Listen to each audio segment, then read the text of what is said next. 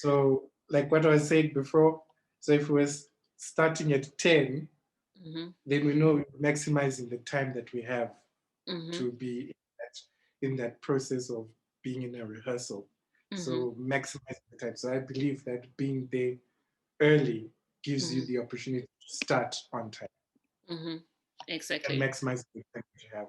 Yeah, Exactly. that's And exactly. Exactly. Absolutely. So you recently started TikTok videos, really funny TikTok videos that have gone viral,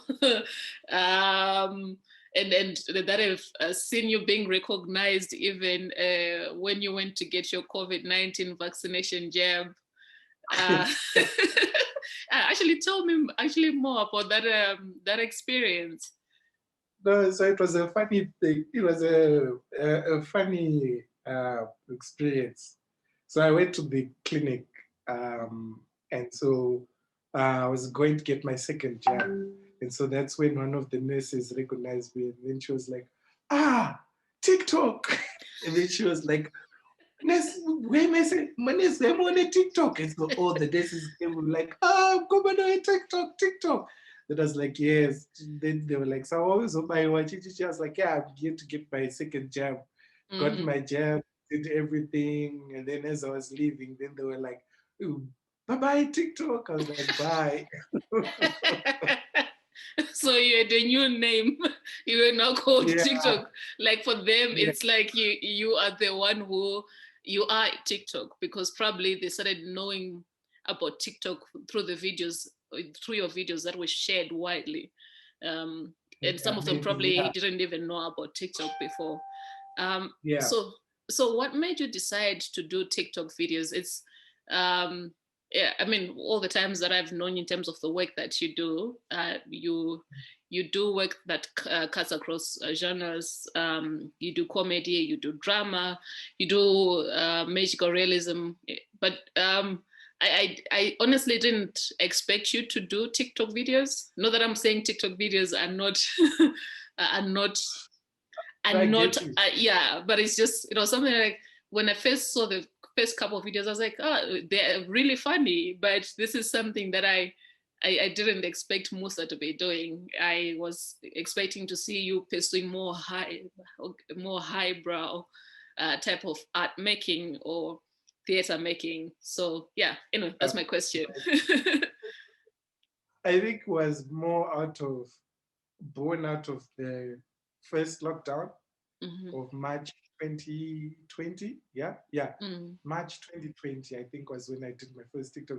I downloaded TikTok like maybe the year before, like around December, but I didn't know how to use it. I just downloaded it because FOMO. Yes, but I also wanted to see what it was about. And then I did my first TikTok. Then I started watching others do it, and then I got the gist of it, and then I started doing it. But it was more born out of the fact that I wasn't doing anything.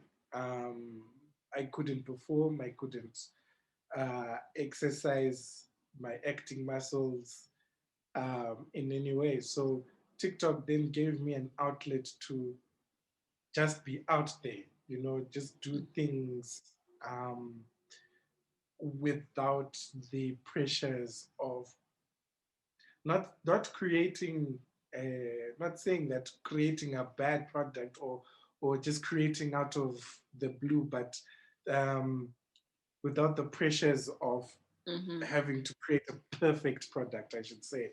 And it also gave me an opportunity um, to see what TikTok could do and the potential that it has. Because I started seeing some other followers, some people that I follow using TikTok. So I just decided, oh, let me just give it a try. The first TikTok I did, the first one, I never uploaded it, but it's stuck in my drafts because it's Please share it with us so that we can share with the audience. it's for nostalgia. But um, then I started researching more into it, and then I was like, oh, okay, let's see what we can do. And then I started following some other TikTokers, Zim TikTokers, who had started like maybe the year before, and they had now like a huge following by then, because it was still a brand new space. So then I started talking to them, and then there was sort of like a community that was created. And then I started liking that space. And then the more that I got into it, the more that I started learning about it, and the and the and the opportunities that it could create, because it literally gave you the ability to create something, but within a given time. So there wasn't a pressure of um, having to have like a huge production for you to create a 1 minute clip, you know. And and it also became a platform for people to air their views. So there are a lot of things that are happening in the TikTok space outside of which Absolutely. I wish could be replicated here. Uh, but yeah, I think I said to a friend of mine who also asked me to talk to him about TikTok and what I thought at the time, which was last year in June. I said to him, I believe TikTok is like uh, it's like undeveloped space in Zim. So much so, by the time that people start going onto it, they've lost the valuable real estate um, that they could have found or seen at the beginning.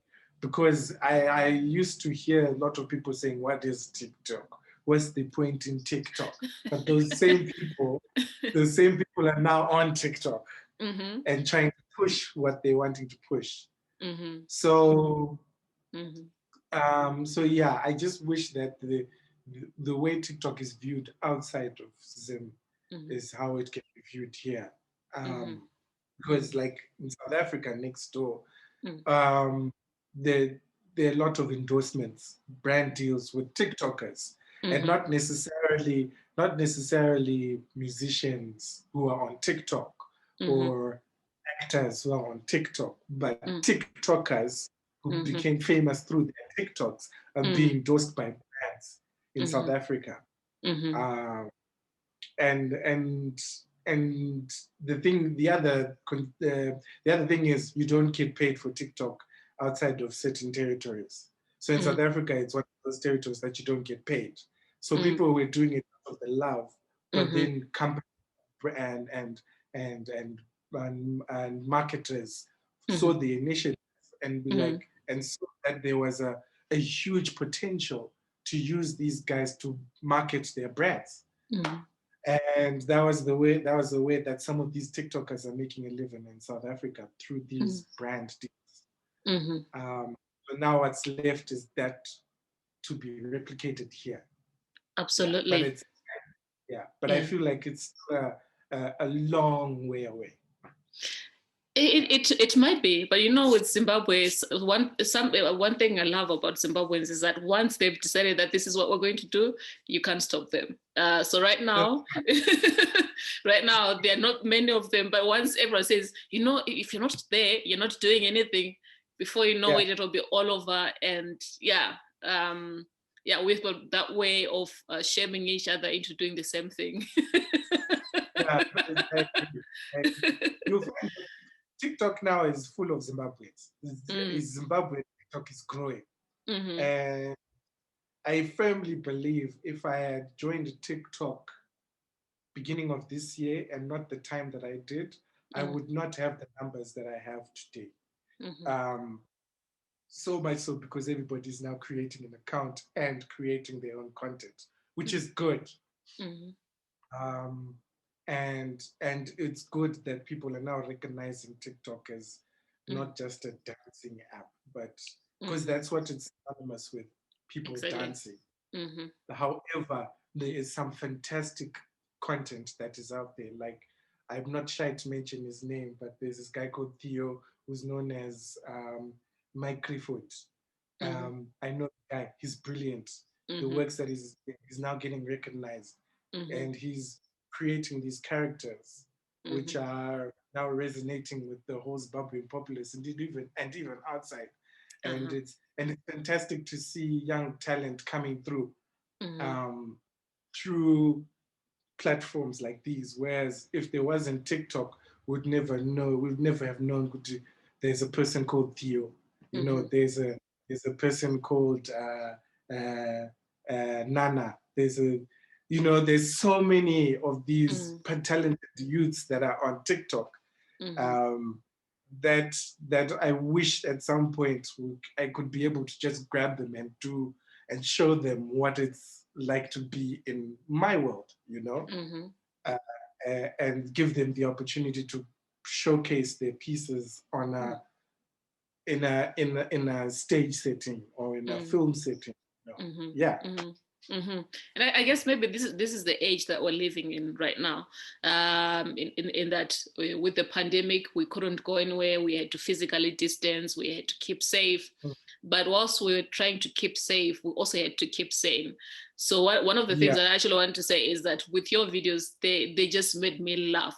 Like I'll just crack up, and no matter what kind of day I would be having, whether it was a bad day or a boring day or a terrible day, just after watching one of your TikTok videos, I'll just be laughing for several minutes, and then I can then come back to whatever it is that I'm supposed to be doing with a fresher mindset, because laughter is indeed the best medicine. And you were doing a really fantastic job of keeping us sane during a difficult time. But within that, there is also that opportunity. There's something incredible about being able to share something within a minute, and that tells a story in itself, that is engaging, that is entertaining. And it's not something that from our background that we've been trained to do 1 minute things. Definitely. So we were trained to go like the mile in the 2 hours. Exactly. 2 hours of birthing a piece. You must birth a piece. Yeah. But I agree. I agree. Yeah. I think one thing that this pandemic has taught us is to be versatile, and not to rely too much on traditional or conventional methods of getting our performances out there. I mean, look, some movies Netflix then decided to branch out into movies. Big production houses, Disney, decided to create a streaming service, and create content for the streaming service, stuff, because people couldn't go physically into theaters and watch movies or watch plays. Like, for example, the Royal Shakespeare Company right now is creating a piece that will be streamed, and there was a previous, I can't remember which I think it was the same company that did something like a couple of months or 3 or 4 months ago. They created a virtual experience of a Shakespeare play, but the difference was that the camera, or they were in a costume that projected their 3D image onto a screen, and so each of their movements was in 3D kind of thing. I hope there's a clip of it somewhere. That is incredible. Yeah, it was. I wish I had the opportunity to watch it, but a credit card issue, then trying to pay for. It was a problem. But but it was an opportunity for. It gave an opportunity for technology and traditional theater or movies to combine and create something that could be seen by the traditional audience, Yeah. Definitely. So my next question is, if there's one thing, absolutely one thing that you could fix about the dramatic arts sector in Zimbabwe, what would it be? Like you're given this superpower that fixes things, but you're told you can only fix one thing. What would be that thing that you would fix? Being creative. I think that's one thing. I mean, look, we are creative, but I think being creative without boundaries, if that makes sense. Mm. I from what I believe, we went through a period where theater was mainly donor funded. There had to be something for theater or for the theater sector to create something. So the HIV and AIDS pandemic is a big example I can give. And so a lot of theater companies, I may be wrong, some people might resist what I'm saying, but a lot of theater companies saw that opportunity to make a living through such things. And so when it came to creating for like HIV and AIDS, etc., they were we became stuck in a way that didn't give us the opportunity to be fully and wholly creative without throwing in certain things like, you know, don't do this, you must condomize, or you know what I mean. I think you know what I mean. Yeah. Those are the days where people just take a pamphlet and make that a script. Exactly. I think we're getting back to that period now where we are creating for the sake of creating. And I think what I wish and what I hope for is for the opportunity or the ability to be able for someone, or not someone, but for a moment, or a moment in time where, you know, there is money that is there for us to just create and be like, okay, we're drawing $5,000 from this fund to create a play. We're taking $10,000 from here to create a play without with strings attached. You are just fully able to create. If you want to do like a Shakespeare play in Tonga, you can do it. The money is there. However, because of our livelihood, we have to do stuff that will cater to people that can give us money. So when you find that people that are giving us money, they will be like, okay, when you perform this thing, we want you to say this, you know, rather than here's $5,000, have a go. That's what I want. Yeah, that's what I hope to achieve.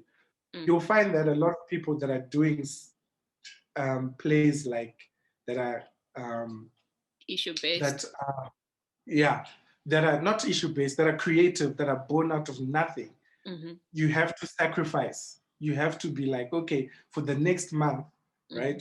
I'm going to be using my own transport money to go and meet up with Zaza, and we're creating something. And we pray that when we put it somewhere like Jason People Theatre or Reps Theatre, we create an agreement.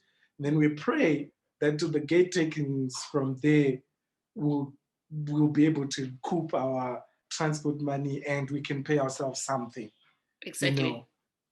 Yeah. So that's where we are right now with regards to creating the thing. It's a lot of take rather than getting. You know. Absolutely. That makes sense. I just wish we get to a point whereby we can create for the sake of creating, and we get something without sacrificing something, because creating something, we're sacrificing from another place. Exactly. So it means like if Musa wants to do a play tomorrow, right, I'm taking money from my rent for that month. And then Chicho will be like, Musa, you better make some money. Because I'm not living without a roof over my head.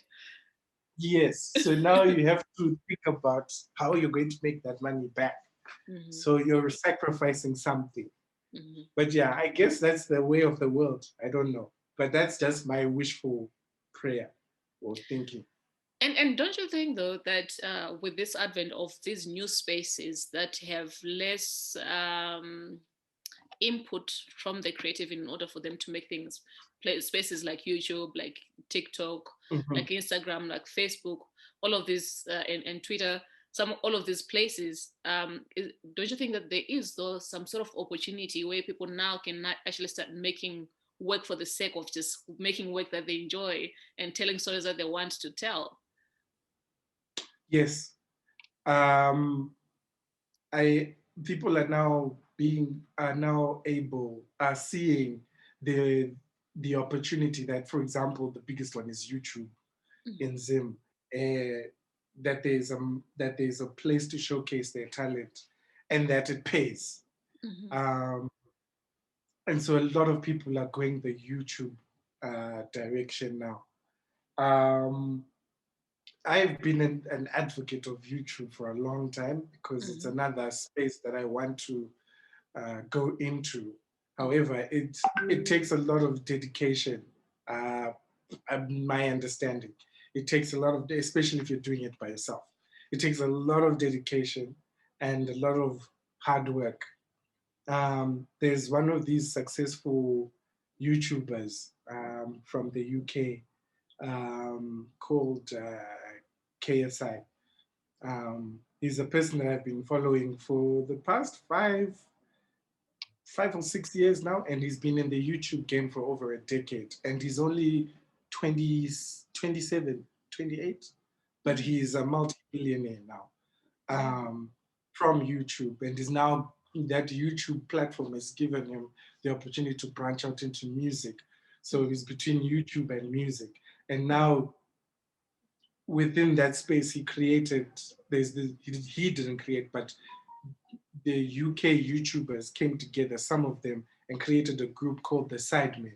And some of these guys, their production value is better than some of the movie productions that we see anywhere.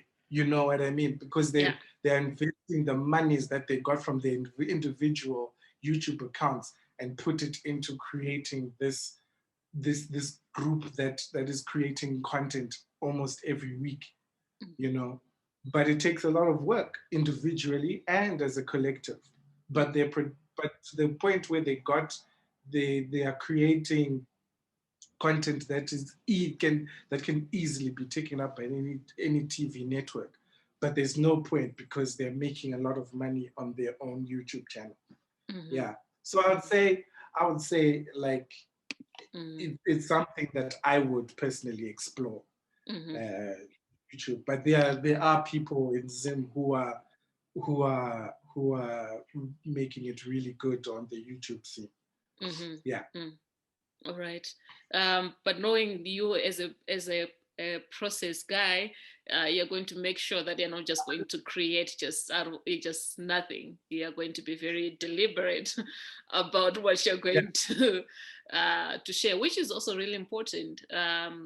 Because the idea is not just to create content just for the sake of it, but to create meaningful and impactful content, whether it's entertaining, whether it's enlightening, or whether it inspires. Whatever it is, the intention that you want to that you have with your content, it has to be like really clear and deliberate, not just all over the place. So I'll be waiting patiently and reminding you once in a while. I'm working on it. I've got some ideas. There's some. Yeah, we'll see what happens. Okay. The team is there. It's now just putting it all together and creating something. Yeah. Great.